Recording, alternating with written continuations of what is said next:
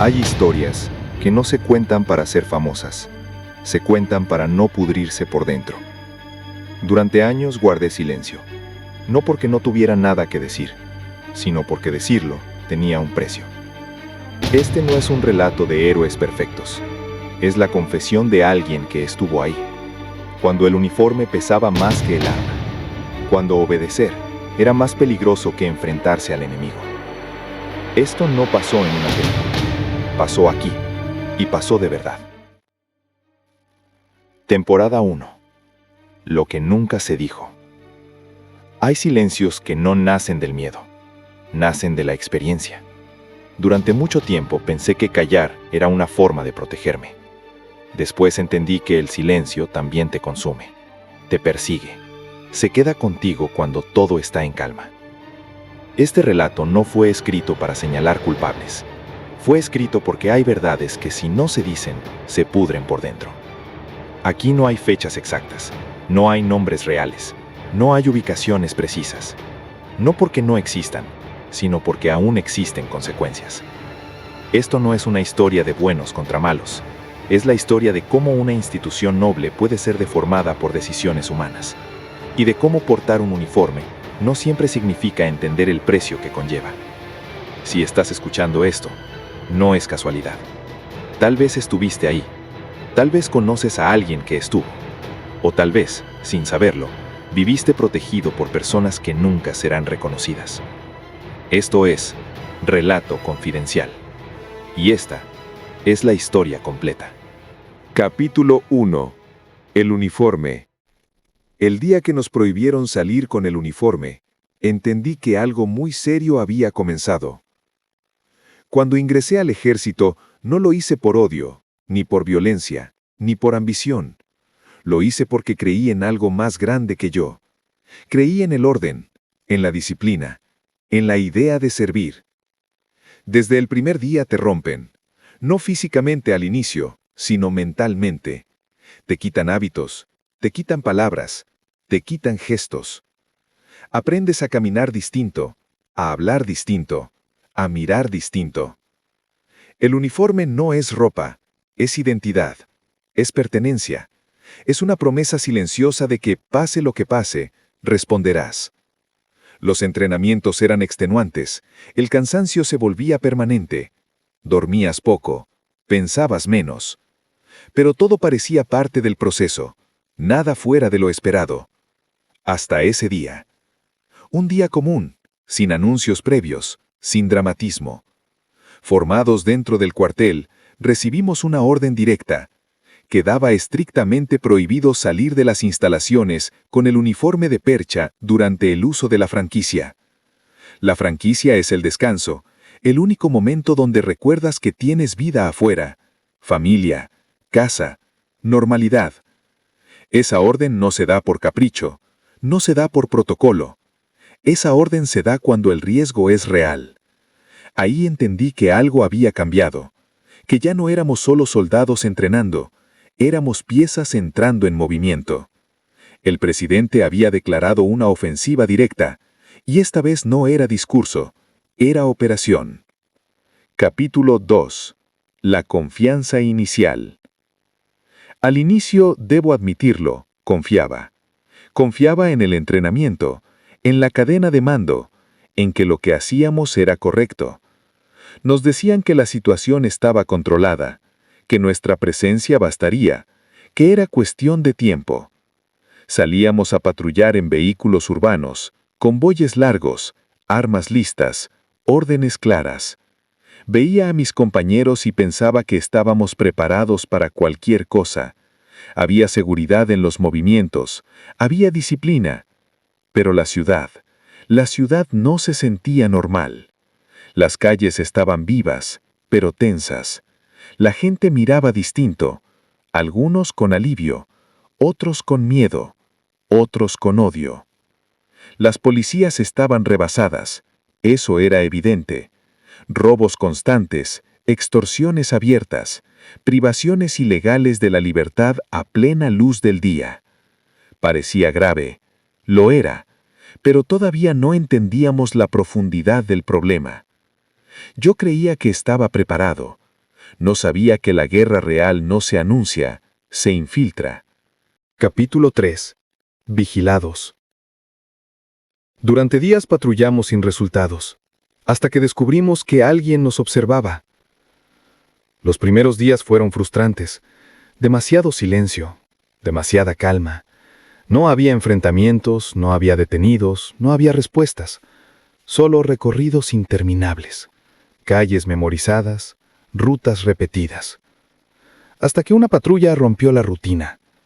Una persona salió corriendo al verlos. No gritó, no amenazó, solo huyó. Arrojó algo al suelo. Un radio. Para nosotros era un chismoso, pero no era cualquier radio. Ese aparato permitía monitorearnos en tiempo real. Sabían dónde estábamos, cuántos éramos, hacia dónde íbamos.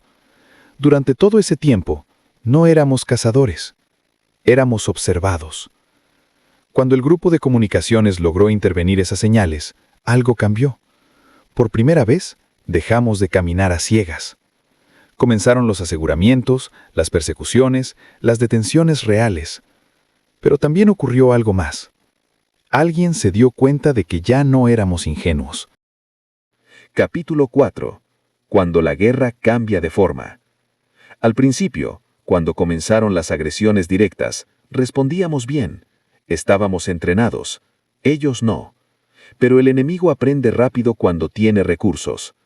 Nos informaron que la zona estaba en disputa. 2 grupos, 2 formas de operar. Uno violento, impredecible. Otro estructurado, paciente. Ambos peligrosos.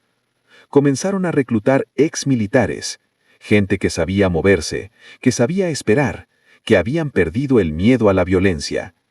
La violencia dejó de ser espontánea, se volvió mensaje. Escenas diseñadas para ser vistas, cuerpos colocados, advertencias claras. Y entonces cruzaron la línea. La población civil. Ahí entendí que esta guerra no tenía códigos, no tenía honor, no tenía límites. La confrontación ya no era solo armada, era emocional, psicológica, era miedo puro. Capítulo 5. El día que todo cambió. No fue una agresión directa lo que me marcó. Fue una escena. Con el paso del tiempo, la confrontación escaló. Los grupos criminales dejaron de enfrentarse solo entre ellos y comenzaron a atacar espacios civiles. Bares, antros, lugares donde la gente solo quería pasar un buen momento. Llegamos a resguardar una de esas zonas después de un ataque. Personas tendidas en el suelo. Silencio. Caos contenido. No fue necesario escuchar relatos. Las escenas hablaban por sí solas. Lo que más me impactó no fue la violencia en sí. Fue imaginar la desesperación. Las personas corriendo, buscando una salida, tratando de salvar su vida. Ese día entendí algo que nunca se me olvidó. Hoy estás y mañana no sabes. Ahí comprendí que esto apenas comenzaba. Capítulo 6. El enemigo evoluciona. Ese día dejamos de enfrentar delincuentes y empezamos a enfrentar combatientes. Al principio creíamos que el enemigo reaccionaba. Después entendimos que estaba aprendiendo. Comenzaron a aparecer chalecos que no habíamos visto antes, cascos balísticos, armamento que no era común. Ya no eran improvisados, ya no eran descuidados.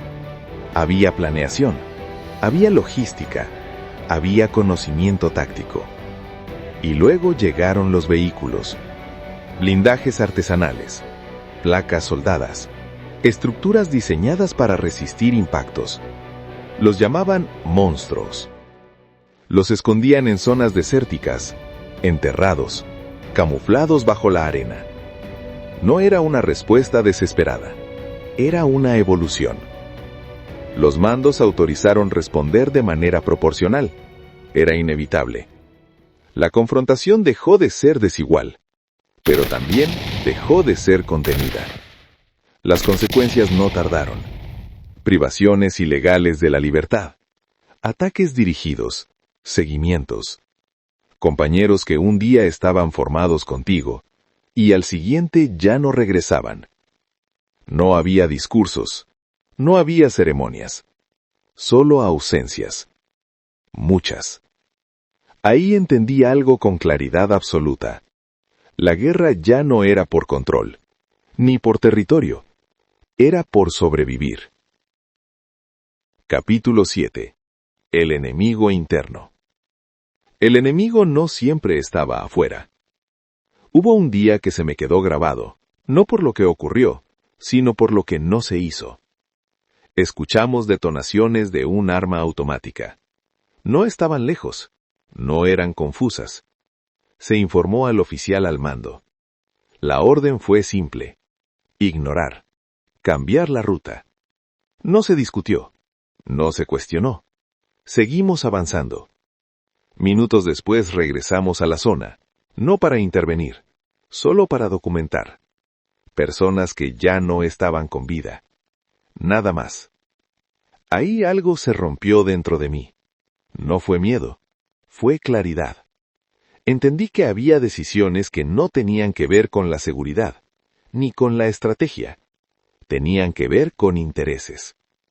A partir de ese día, comencé a observar más, a escuchar silencios, a notar miradas que evitaban otras miradas, órdenes que llegaban tarde, órdenes que nunca llegaban.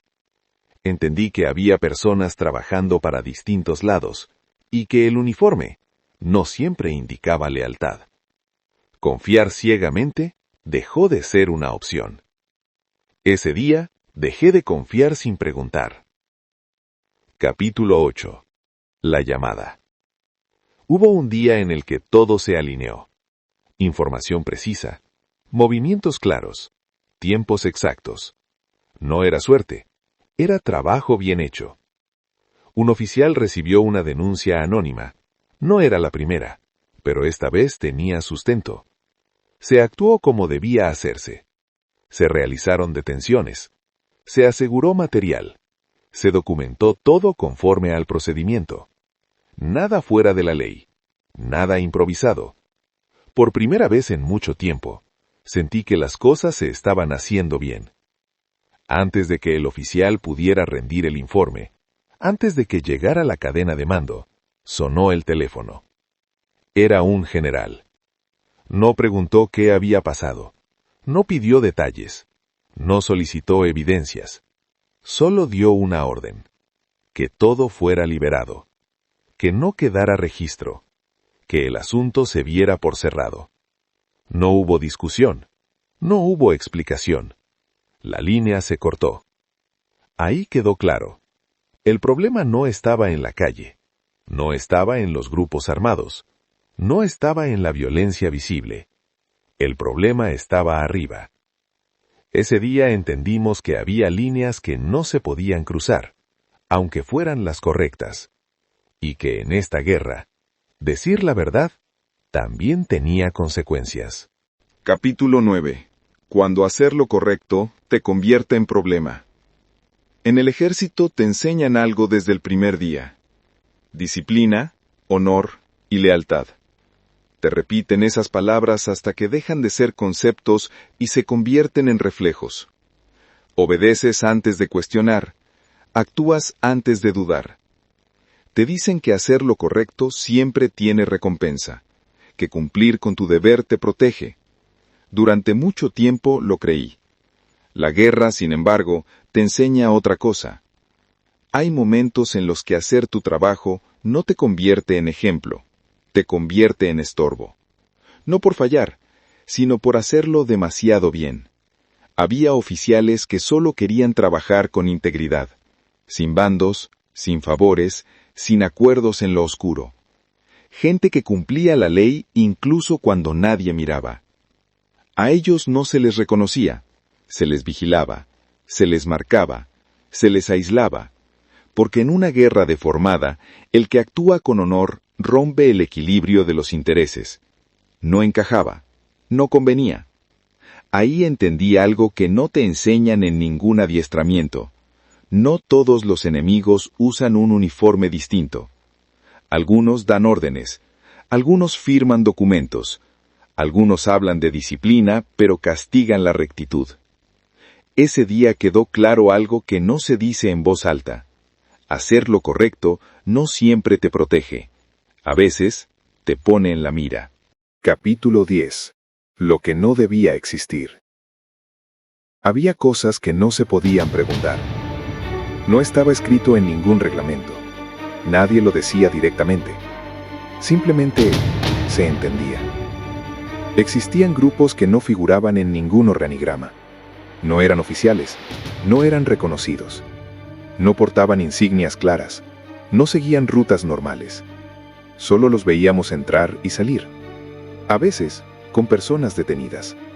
Nadie preguntaba. Nadie pedía informes. Nadie levantaba la voz. Sabíamos que hacían trabajos que no debían existir. Métodos de otros tiempos. Prácticas que no se mencionan. No hacía falta confirmarlo. Se sentía. El orgullo por el uniforme nunca se perdió. Eso es importante decirlo.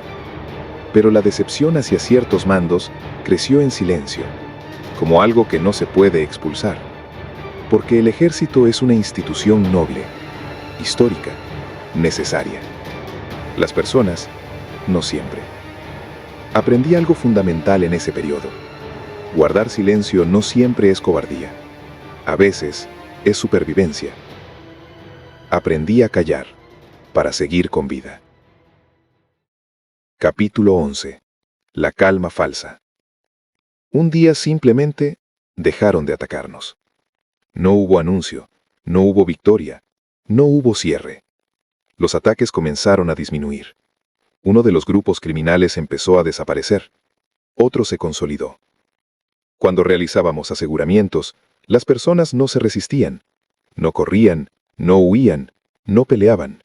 Se entregaban. Al ponerlas a disposición de la autoridad, quedaban libres en pocos días. Ellos mismos lo decían, sin miedo, sin prisa. La justicia ya estaba comprometida. La ciudad entró en una calma extraña, artificial. Las calles seguían llenas, los negocios abiertos, la música volvió a sonar. Pero algo no cuadraba. No ganó el gobierno, no ganó la ley, no ganó la sociedad. Ganaron los acuerdos. Ese tipo de calma no se siente como paz, se siente como resignación. La calma no siempre significa que todo esté bien. Capítulo 12. Ascender para resistir. Decidí ascender, no por ambición, sino por necesidad. La vida no se detiene por estar en guerra. La familia crece, las responsabilidades también. Entendí que quedarse quieto no era una opción. Presenté exámenes, culturales, físicos, de aptitud. Horas de estudio, horas de desgaste, horas de exigencia. Obtuve el primer lugar del batallón. Ascendí a cabo. Después ingresé a un plantel militar. Meses de preparación intensa, sin margen de error. Me gradué como sargento segundo de infantería, comandante de pelotón. Un sargento no solo manda, forma hombres, corrige errores, carga con decisiones que pesan incluso cuando nadie las ve. Cada orden tiene consecuencias, cada silencio también. Entre más responsabilidad tenía, más claro veía el problema. No era falta de capacidad, no era falta de recursos, era falta de voluntad real. Capítulo 13. Depurar. Con el nuevo gobierno llegó una sola palabra: depurar. Cambió la administración, cambió el discurso, cambió el mando. Comenzaron los consejos de honor, las investigaciones, las expulsiones. La narrativa era clara: limpiar la institución. Pero la realidad fue más compleja. Personas que sí trabajaron durante los años más difíciles fueron señaladas. Algunos jamás debieron salir. Otros nunca debieron quedarse. Yo también fui juzgado, más de una vez.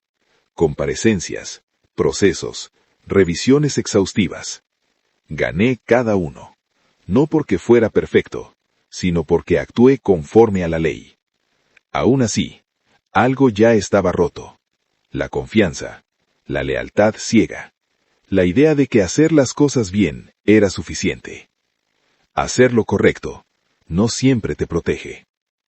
Capítulo 14. Héroes silenciados. No todos los héroes fueron reconocidos. Durante mucho tiempo, creí que la historia la escribían los vencedores. Después entendí que, en esta guerra, la historia la escriben quienes tienen permiso para contarla. Y muchos nunca lo tuvieron. Hubo hombres que salieron cada día sin saber si regresarían, que cumplieron órdenes cuando eran justas, y dudaron cuando no lo eran. Hombres que hicieron su trabajo sin cámaras, sin aplausos, sin discursos. Algunos fueron señalados, otros fueron apartados, otros cargan sentencias que jamás debieron existir. No porque fallaron, sino porque estorbaron, porque en un sistema deformado, el que actúa con honor, rompe acuerdos, incomoda intereses, desnuda mentiras. Hoy existen exmilitares juzgados de manera equivocada. Personas que en realidad son héroes silenciados. Ellos son quienes deberían portar en sus documentos el valor acreditado. No muchos jefes, no muchos generales que jamás estuvieron donde ardía el fuego. Porque estar al mando no siempre significa haber estado presente. Y mandar no siempre significa haber respondido. El verdadero peso lo cargaron otros, los que estuvieron en la calle, en la noche, en la incertidumbre. Los que vieron caer compañeros, y aún así, salieron al día siguiente. Los que aprendieron a callar, no por miedo, sino porque hablar podía costarles la vida.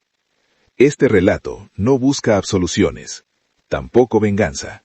Busca memoria. Porque un país que olvida a quienes lo protegieron, está condenado a repetir los mismos errores.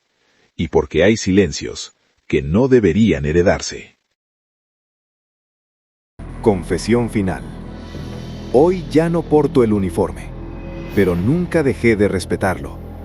Mi orgullo por la institución permanece. Mi decepción hacia ciertas personas también. Aprendí que la lealtad no es obedecer sin pensar, es saber cuándo mantenerse firme, incluso cuando eso tiene un costo. Aprendí que el enemigo no siempre se anuncia, a veces da órdenes, a veces sonríe, a veces promete protección. Y aprendí algo más importante que todo lo anterior. El silencio protege, pero también pesa. Por eso este relato existe, para quienes ya no están, para quienes cargan con verdades que no pueden decir, para quienes hicieron lo correcto, aunque nadie se los reconociera. Si escuchaste esto hasta el final, no te pido aplausos, solo memoria. Esto fue Relato Confidencial. La primera temporada termina aquí, pero la historia continúa. Si quieres escuchar las historias que aún no han sido contadas, te invito a suscribirte a este canal. La segunda temporada ya está en camino. Y créeme, hay confesiones que pesan más que estas. Nos volvemos a encontrar pronto. Aquí, donde las historias no se cuentan para ser famosas, sino para no pudrirse por dentro.